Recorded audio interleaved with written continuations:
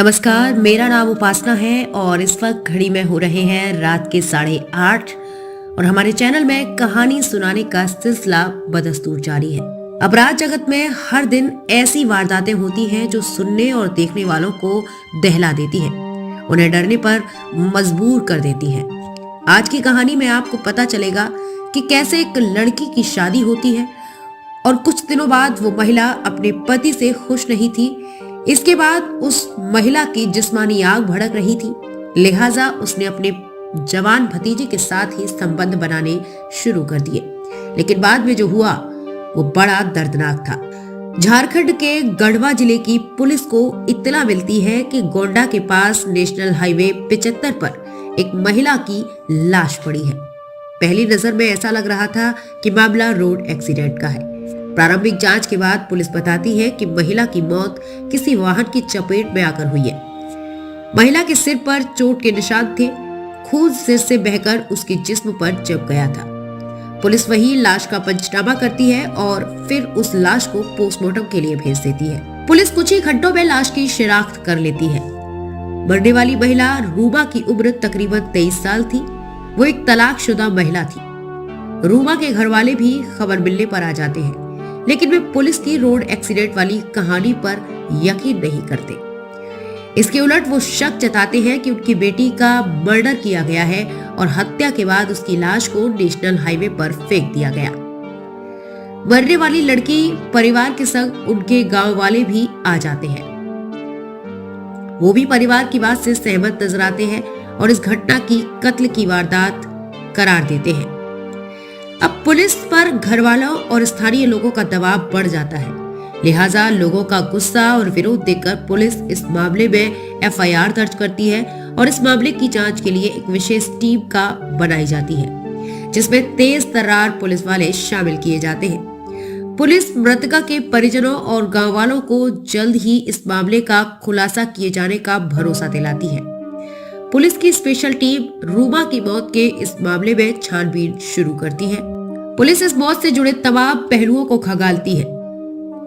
अगले दिन पुलिस को पोस्टमार्टम रिपोर्ट से पता चलता है कि मरने वाली लड़की के सिर में चोट थी, जिसे देखकर ऐसा लगता है कि वो चोट किसी भारी चीज से हमला किए जाने का नतीजा भी हो सकती है।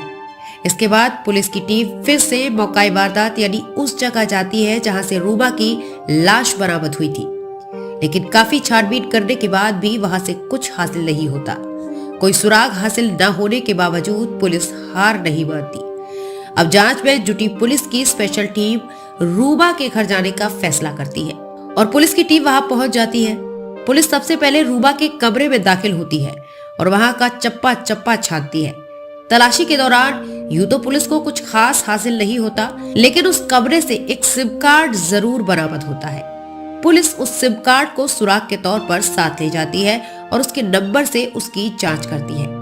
जब सिम कार्ड पर जारी मोबाइल नंबर का पता चल जाता है तो पुलिस उस नंबर की सीडीआर निकलवाती है। सीडीआर सामने आने पर महिला की मौत का राज परत दर परत खुलने लगता है और फिर सामने आती है कत्ल की एक खौफनाक साजिश। दरअसल ये कत्ल की एक ऐसी कहानी है जो एक परिवार के अंदर ही घूमती नजर आती है। पुलिस जो सिम कार्ड रूमा के घर से बरामद करती है वो रूमा की नहीं बल्कि उसके पूर्व पति के भतीजे सद्दाम अंसारी का था। 25 साल का सद्दाम जिले के रंका थाना क्षेत्र के खपरो गांव में ही रहा करता था। जब पुलिस को ये जानकारी मिलती है तो पुलिस ने दबिश देकर सद्दाम को हिरासत में ले लिया। इसके बाद पूछताछ में सद्दाम ने जो खुलासा किया वो बेहद चौंकाने वाला था। अब सद्दाम अंसारी पुलिस की गिरफ्त में था। उससे लगातार पूछताछ की जा रही थी।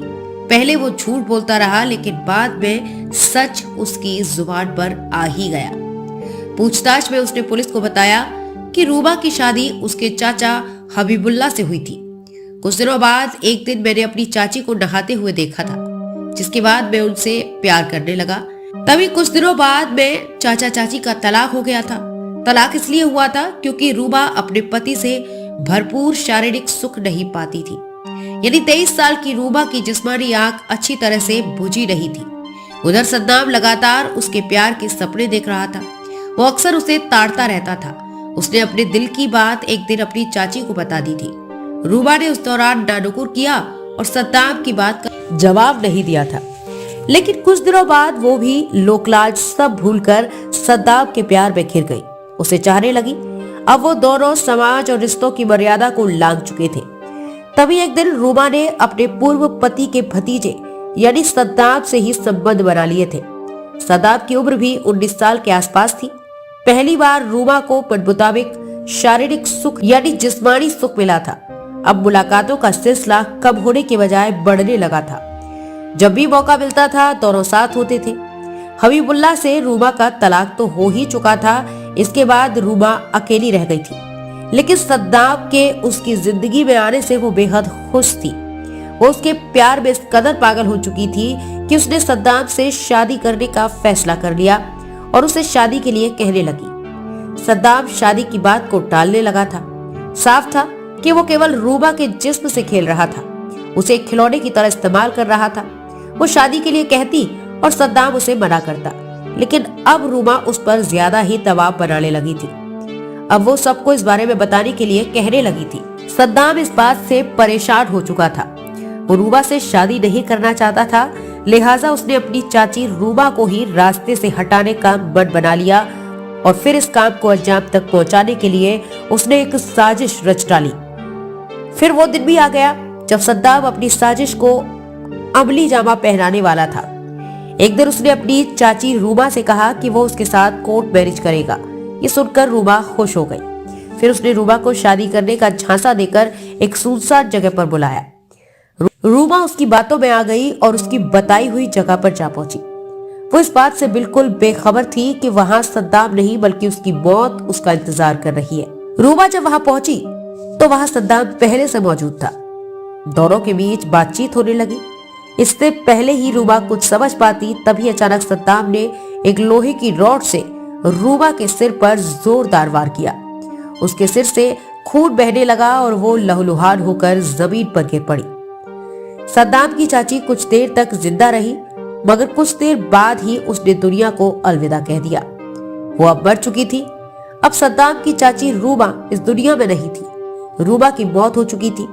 साजिश के तहत अब बारी थी लाश को ठिकाने लगाने की, जिसका प्लान कातिल भतीजा पहले ही बना चुका था।